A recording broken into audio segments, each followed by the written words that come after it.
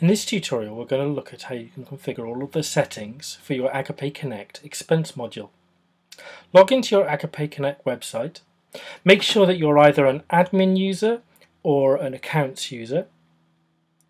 And make sure that you're in edit mode in the top right hand corner of your screen. Now if you look at the bottom of the page, you will see a settings option. If you click this option, it'll bring up the settings page of the expenses module. There are lots of settings here. This module is very configurable, but only a few of them are really essential. But I'm going to guide you through the various options here so that you understand how you can make this module more suitable for your situation. The first tab is just the general settings, and I'll go through each of these in order. No receipt limit is simply, is there a level below which you do not require receipts to be submitted with an expense? Enter this value in local currency, or in your accounting currency. If you set it to 0, then receipts are always required. Transactions must be reimbursed within and enter the maximum length of time here. Team leader limit is the limit at which team leaders can approve reimbursements. You may find this is in local currency, so this is set up as $100, and above $100 team leaders are not allowed to approve reimbursements. They have to go to a special user, and I'll come to that in a little moment. Unit of distance is either kilometers or miles. This is used for the mileage module. Maximum number of items to display in the menu. This isn't that essential, but it just prevents there being millions of expenses showing up in the module. So put a maximum number in here that's suitable. Always show currency converter. For most situations, you're going to want this unselected. However, if your local currency is different from your accounting currency, you're probably going to want it selected. Down low format, you can get this from your Dynamics, but this is the format that you use in your journal entry screen in Dynamics. Finally, there's a list of accounts here. These are very important, and you need to go through here and choose the appropriate account for each of these. The first is the control account. This isn't actually used that much, but it'll be fairly obvious in your accounting system what that is. The rest of these are account codes. First of all is the advance account. What account code do you use to pay advances to your staff? Next one is a taxable advance account. We sometimes call this the special salary advance account. This is a special account that you may well need to set up specifically for this module. It's used to pay people taxable reimbursement, or to account for how much tax will need to be considered for tax when you eventually do payroll. So you need to set that up to be an appropriate account code. We suggest it begins with 12. Accounts payable is the account code that you use to pay staff for expenses. Payroll payable, this is the account code that you use to pay staff salary. Salary expense account is the account code the expense account code you use for salary.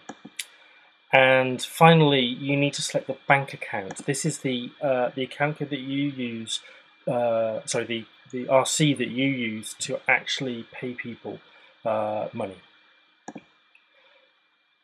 So those are all of the general settings. It's important to get these account codes correctly, so take some time to make sure that they are correct. You probably don't want to fiddle with those too much once you've set them. The next page is all about various rates. The first is about mileage rate. This is the amount in local currency per mile or kilometre, depending on what you set on the previous tab, that you pay people for mileage rate. So on the mileage model, they'll say I travelled 100 miles and it will use 41 cents per mile, or whatever your local currency is. You can have multiple rates and they're selected as an option. So maybe you have a bicycle rate, or maybe you have a different rate when you're traveling out of country or in country. Whatever use you might have for multiple rates, you can set them here. If you don't fill in any of the values, they're just not included as an option. Very similar setup for the per diem rates. These are when staff claim their expenses on a daily rate rather than by using receipts. So you can set these up in a number of ways. So one way of doing this is for local, national or international, and you can set up different rates for each of these if you would like. Another way of doing this is by saying breakfast, lunch, dinner, overnight, whole day, and having different rates for each of those. However you would like to configure those. Again, if you don't use a rate, it's not included as an option. This defines the maximum amount that a staff member can claim under per diem. The staff member can choose to claim less than their maximum allowance, but this will limit their maximum allowance on the per diem expense type. We have a very similar per diem for entertaining. You may not include the entertaining module. In fact, you may not include the per diem module or the mileage module, in which case these settings are not relevant. But if you are using that module, then these are the per diem rates used for the entertaining module. The third tab is all about roles. There are a few important roles here. The first is your accounts team. Now, your website has a number of security roles set up, and you can have any number of these. You can configure them yourself under admin security roles. But we have set up an accounts team and administrators role group for you, and this is just letting you know that your accounts team have access to the accounts roles in this module.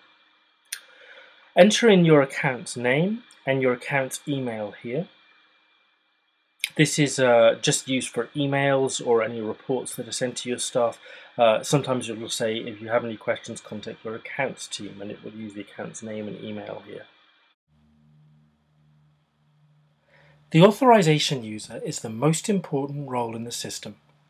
It's the authorization user who approves any expenses where there's no one else who is eligible to approve that expense. This might be because the expense is too large and it's above the team leader limit, which we set in the previous tab. It might be because the only eligible approver is the person submitting the reimbursement or the expense. No one can approve their own expenses or advances. So if this is the situation, it goes to the authorization user. The authorization user has a lot of expenses to approve. This is probably a good thing. In particular, the authorization user will be approving the expenses for team leaders quite often. This helps the authorization user get control over the financial policy and ensure that all team leaders understand the financial policy. It's important that the authorization user is a relatively senior person in the organization who has the authority to approve large expenses. And probably will be something like your operations director or your financial manager.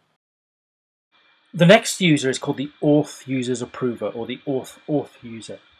This user is the person who can approve your auth user's reimbursements when there's no one else eligible to do this. It doesn't have to be the person who reports to, but it can be.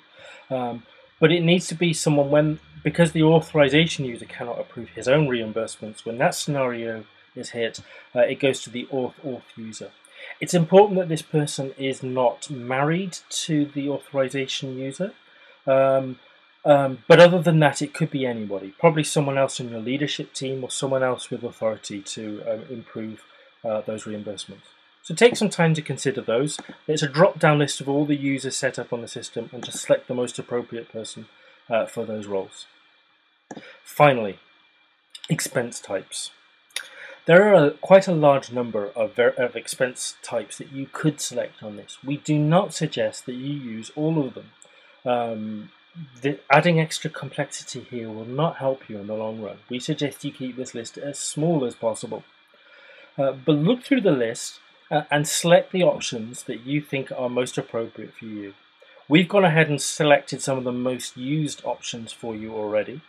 You can rename any of these, and using the translation module you can also repurpose any of these. So even though one of these might be called medical, you can see we repurpose that to childcare costs in this scenario. So no matter what it's called, you can always repurpose it for something completely different using the translation module. Give it a different name here. This is the only name that your user sees. And finally, you can set up account codes for each of the expense types. If you use different account codes for departments and personal RCs, then go ahead and make sure this option is selected. This will give you 2 columns here, and you can set up a different code for each of them. If for any reason you don't include a D code, it will use the same one as the P code, the personal code. They can also be the same, if need be. When you've finished configuring all of your settings, make sure that you hit the Save button at the bottom of the screen. This saves all of your settings. If you forget to do this, you may lose all of the work that you've done. So make sure you hit Save at the end of the day. Thank you.